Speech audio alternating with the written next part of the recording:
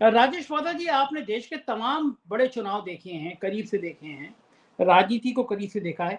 ये जो आप 2 सवाल आपसे, एक तो मध्य प्रदेश में इतनी हिंसा क्यों देख रहे हैं? दूसरा, बड़ा वो इतना बढ़ता हुआ मतदान क्या इशारा करता है? तीसरा, धर्म के नाम पर बीजेपी क्यों आ गई? क्या मोदी के चेहरे पे भरोसा नहीं था? मध्य प्रदेश के रुझान जो वोटर वाले हैं, वो क्या संकेत दे रहे हैं?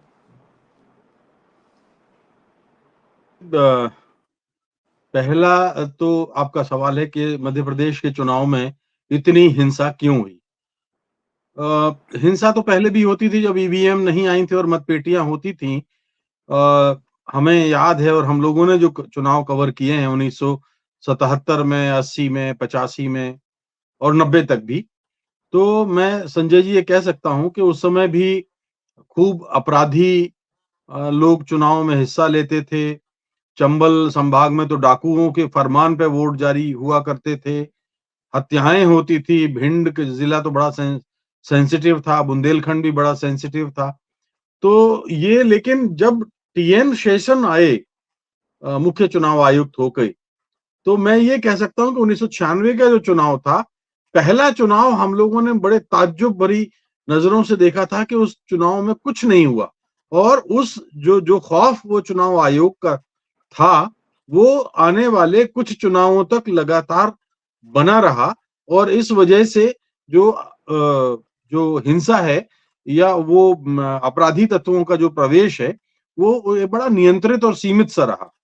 लेकिन इधर हाल के 10 वर्षों में हम देख रहे हैं कि चुनाव आयोग के निर्वाचन नियमों की धज्जियां उड़ाते हुए जिस तरह से ये आचार संहिता का उल्लंघन हो रहा है, इन केन प्रकारेण मीटिंग्स में यहाँ पे जो बीजेपी बड़े शिखर नेता, टॉप नेता, किसी एक का नाम क्या आप ले, सभी ने ये कहा कि हमारा किसी से भी हर तरीके से बूथ पर हमें प्रभाव रखना है, बूथ को छोड़ना नहीं है। तो उसके पीछे बहुत सारे संदेश थे। तो इस वजह से क्योंकि एक तो कारण ये था, दूसरा हिंसा का कारण ये था संजय जी कि भारतीय जनता पार्टी जानती थी कि राजस्थान और छत्तीसगढ़ में उनकी सरकार नहीं है और शायद आने वाली भी नहीं है। अब मध्य प्रदेश अकेला ऐसा था जहां डबल इंजन की सरकार चल रही थी, और डबल इंजन की जो डबल नाकामियां हैं वो मध्य प्रदेश में सबसे ज्यादा फूट रही थी। तो अगर यहां से चले जाते हैं तो ये आने वाले लोकसभा चुनाव के लिए एक तरह से कटी हुई नाक लेकर के जाने का दृश्य उपस्थित हो जाएगा। तो इसलिए चाहे जैसे हो, वो हिंसा का एक बड़ा कारण एक तो हमने ही देखा। क्योंकि आप देखिए ना, जैसे संजीव ने बहुत अच्छे ढंग से व्याख्या की कि जहां भी आचार संहिता तोड़ने के उदाहरण मिले हैं, जहां भी हिंसा के उदाहरण मिले हैं, उसमें आरोपी पक्ष जो है वो सत्तारूढ़ दल है ज्यादातर मामलों में। तो एक बात तो ये हो गई। दूसरा, आप कह रहे हैं कि अधिक मतदान से किसको लाभ होता है, ये दूसरा प्रश्न था आपका।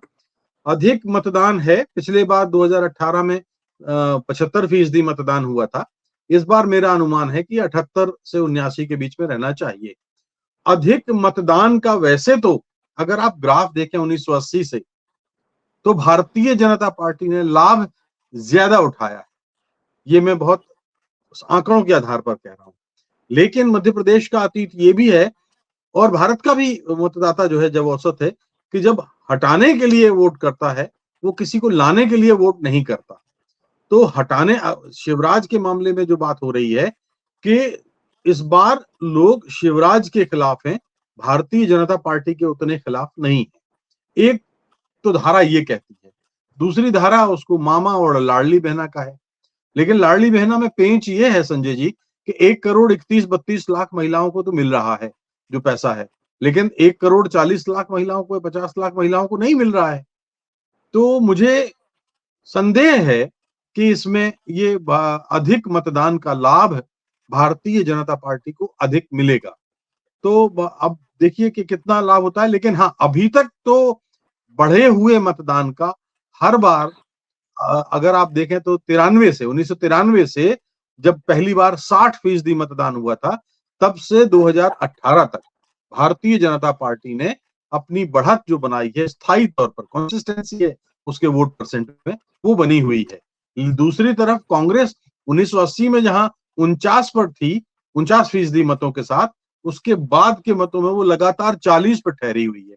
तो ये जो बड़ा चौंकाने वाला आंकड़ा है, लेकिन 40 पर भी वो बहुमत हासिल कर पाई है, ये भी हमने देखा है।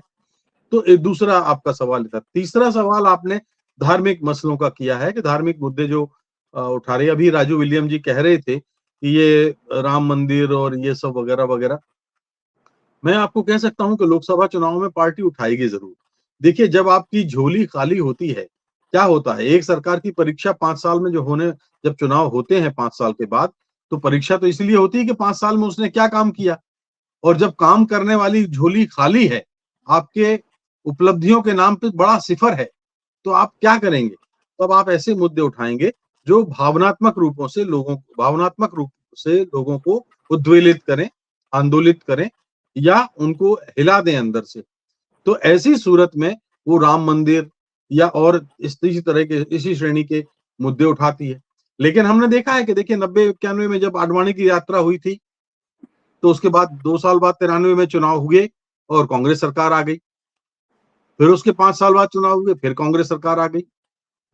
2003 में जब अटल बिहारी वाजपेयी की सरकार हारी, तो क्या हमने नहीं देखा कि राम मंदिर का मसला कैसे उठाया गया था? अब अंतर सिर्फ इतना है कि सुप्रीम कोर्ट की वजह से ये राम मंदिर बन रहा है, जल्दी बन रहा है। लेकिन अगर हम बीते 10 वर्षों का मूल्यांकन करें, तो कौन सा ऐसा चुनाव है जब भारतीय जनता पार्टी ने राम मंदिर का मसला नहीं उठाया? लेकिन 2018 के चुनाव में मध्य प्रदेश में हारी थी, छत्तीसगढ़ में हारी थी, राजस्थान में हारी थी, दिल्ली में हारी थी, पंजाब महाराष्ट्र में हारी थी, कर्नाटक में हारी, बंगाल में हारी, पंजाब में हारी, हिमाचल में हारी। तो कितने प्रदेशों में, तो वहां पे भी तो ये राम मंदिर का मसला उठाया, धार्मिक आधार पर, मजहबी आधार पर ध्रुवीकरण का प्रयास किया, लेकिन 15 से अधिक विधानसभाएं भारतीय जनता पार्टी ने हारी हैं।